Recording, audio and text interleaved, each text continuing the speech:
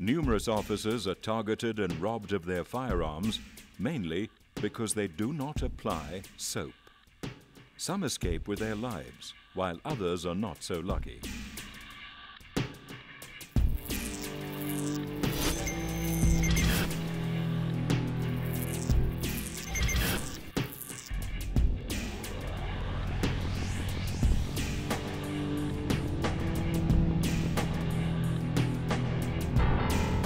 Take the case of Response Officer Toravela Obri Mashimbi. Yelonsfontein Rail is an industrial area situated close to the airport.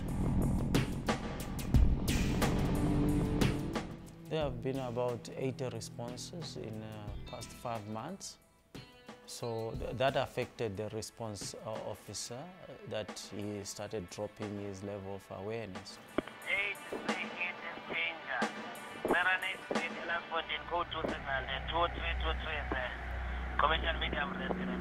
When the RO arrives at the premises, he stops in front of the main gate, with a guardroom facing him. Even when he arrived there, he wrote even his slip whilst, the response slip whilst in the vehicle.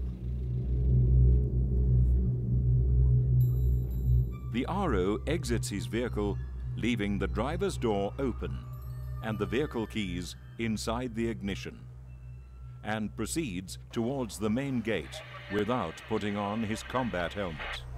So he come out of the vehicle, leave the door open, then the gate opened, he walks in, and then he walks out immediately and then walks in again.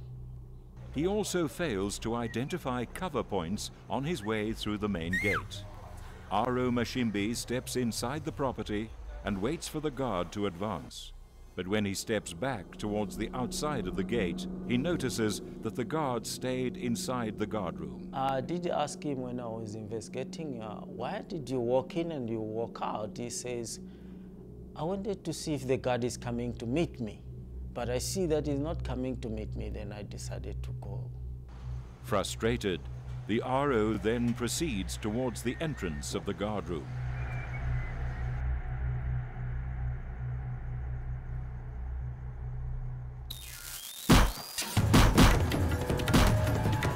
In an attempt to flee, the RO turns away from the shots being fired at him and is wounded in the process.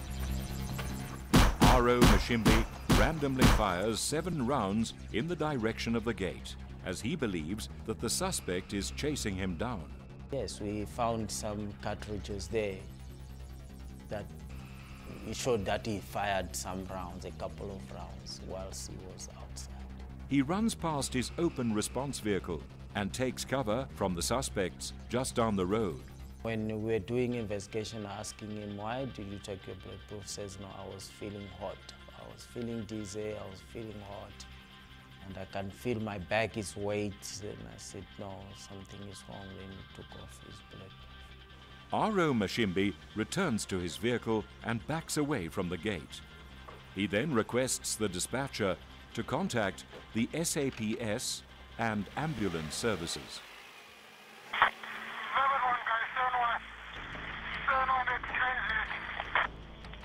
A couple of seconds, you see him coming back, going to his vehicle and calling for backup. And then he started the vehicle as well and reversed about 15 meters, so reversed about the same position where he was before. Netcare 911 arrives on the scene, where the RO is stabilized and admitted to hospital, where he is taken to theatre.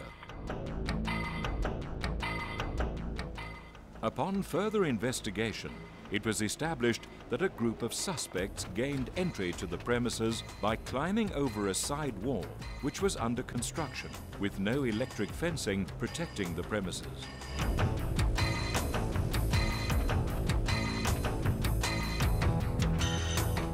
Armed suspects then accosted the 2 security guards in the guardhouse, disarmed the guards, and took their uniforms before tying them up in the bathroom. About 2 suspects came in, entered the guardroom, find the guards just sitting and they just chatting. And then they went straight to one of the guards who was armed and disarmed the guard. The suspects now allow a larger group of criminals in via the main gate. The group seizes the manufacturing plant, where they hold up the night shift staff.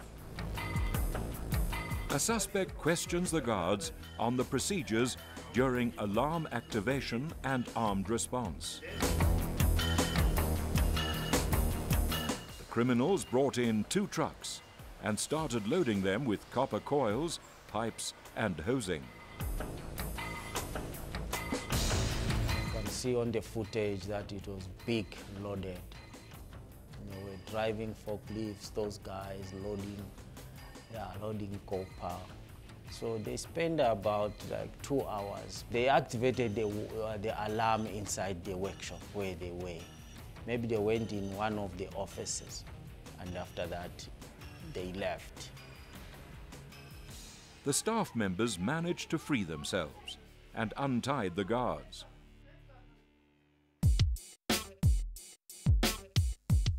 At the hospital, it was detected that R.O. Mashimbi was wounded in his left rib cage, where the projectile entered his body and exited through his left lower back.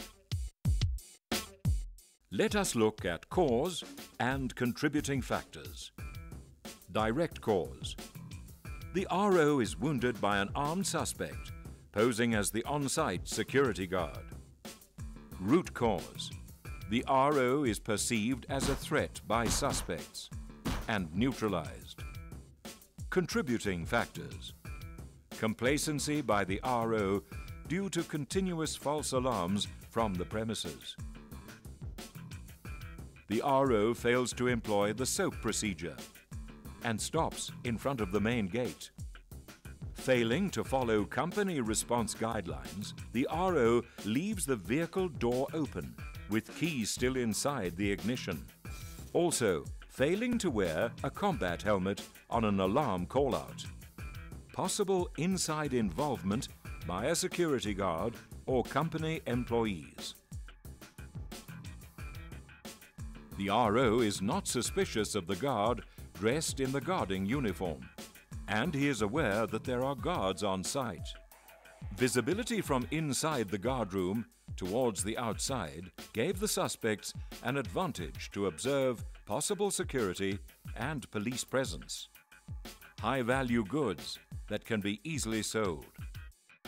The suspects anticipate the arrival of the R.O. due to the alarm activating. The guardroom entrance is not visible to the R.O. They say follow your instincts. There is an instinct that tells you that no, today no. So he didn't follow that instinct that he realized in the first place, that why the guy is not coming out. Our response officers are targets for criminals wherever they travel or stand off. Do not be lulled into a false sense of security.